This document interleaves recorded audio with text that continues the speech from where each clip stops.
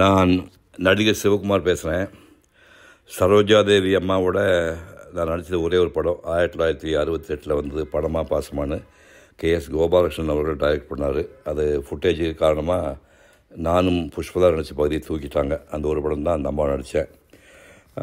சரோஜாதேவி அம்மா முதல்ல கன்னட படத்தில் அறிமுகப்படுத்தினவர் டைரக்டர் K. சுப்பிரமணியம், பத்மா சுப்பிரமணியத்தோட அப்பா. அந்த படத்துக்கு பேர் கச்ச தேவயானி.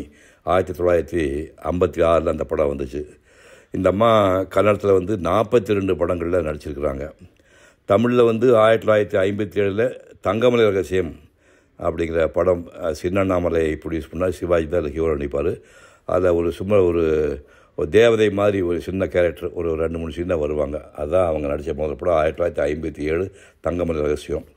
அப்புறம் 1958 எம்ஜிஆர் அவர்கள் ப்ரொடியூஸ் பண்ணி டைரக்ட் பண்ண அந்த நாடோடி மன்னனில் பானுமதி அம்மா ஃபர்ஸ்ட் ஹாஃபில் வருவாங்க. செகண்ட் ஹாஃபில் சரோஜதேவி கலர் படமாக அந்த போர்ஷன் எடுத்துப்பாங்க. பிரமாமாக கிளாமராக காட்டியிருப்பார். அதில் 1959 சிவாஜி கூட நடித்த படம் பாகப்பிரிவினை. சரவணா ஃபிலிம்ஸ் வேல்மணி ப்ரொடியூஸ் பண்ணியிருப்பார். பீம்சிங் டைரக்ட் பண்ண படம். அது ஒரு சூப்பர் ஹிட் படம் பாகப்பிரிவினை.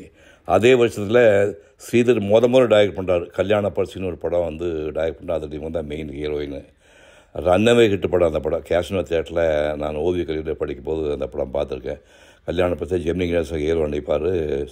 அந்த பக்கத்தில் விஜயகுமாரி இன்னொரு கேரக்டர் பண்ணியிருப்பாங்க. ஸ்ரீதர் டைரக்ட் பண்ண படம் 1959 ரன்னவே ஹிட்டு.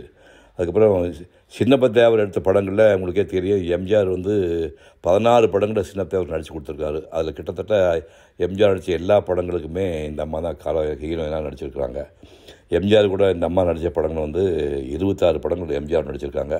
அதில் முக்கியமான படங்கள் பெரிய இடத்து பெண், தெய்வத்தாய், படகோட்டி, பணக்கார குடும்பம், எங்கள் வீட்டு பிள்ளை, அன்பேவா, பறக்கும்பாவை, அரச கட்டளை, இதெல்லாம் ரொம்ப சூப்பர் ஹிட்டான படங்கள். அதுக்கப்புறம் சிவாஜி கூட 19 படங்களில் நடிச்சிருக்காங்க. அதில் ஜெமினி தயாரித்த இரும்புத்திரை, சரவணா ஃபிலிம்ஸு பாலும் படமும் இதுவும் பீம்சிங் டைரக்ட் பண்ணது.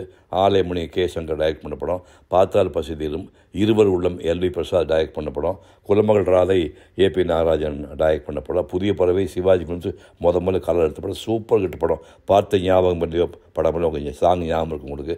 அதுக்கப்புறம் படமா பாசமாக KG எடுத்த படம். அது ஒரு ஹிட் படம். தாமரை நெஞ்சம், அது பாலச்சந்தர் K. பாலச்சந்தர் எடுத்த ஒரு கேரக்டர் சப்ஜெக்ட், எமோஷனல் சோக காட்சியில் நடித்து ஹிட்டான படம் தாமரை நெஞ்சம். அதே மாதிரி படம் KS கோபாலன் குலவிளக்குன்னு ஒரு படம், ஒரு வாயில் ரத்தவாந்தி எல்லாம் எடுத்து நடிப்பாங்க அந்த அம்மா. அது 2 படம் கேரக்டரோட அந்த அம்மா பண்ணும். ஜெமினி கணேசன் கூட 22 படங்கள் பண்ணியிருக்காங்க. கல்யாண பரிசு, வாழ வைத்த தெய்வம், அது தேவர் எடுத்த படம். கைராசி, ஆடிப்பெருக்கு. இந்தி படங்களில் 11 படங்கள். அசோக்குமார் டாப்பில் இருக்கிறாரு. திலீப்குமார் அவங்க தான் பெரிய ஹீரோஸ் அந்த காலத்தில். அசோக்குமார், திலீப்குமார், ஷம்மி கபூர், சுனில் தத் இந்த ஹீரோக்களோட 11 படங்கள் பண்ணியிருக்காங்க.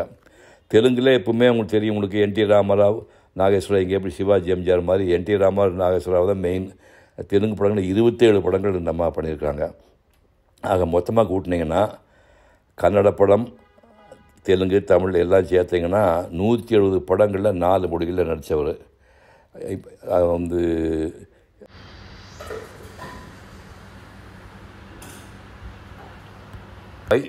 வயசுக்காக 87 வயசில் ஒரு நடிகை நடிக்க நிறுத்துறாங்க போது கிட்டத்தட்ட நொந்து போய் வீடு வீடெல்லாம் விற்று ரொம்ப கஷ்டப்படுவான்னு சொல்லுவாங்க.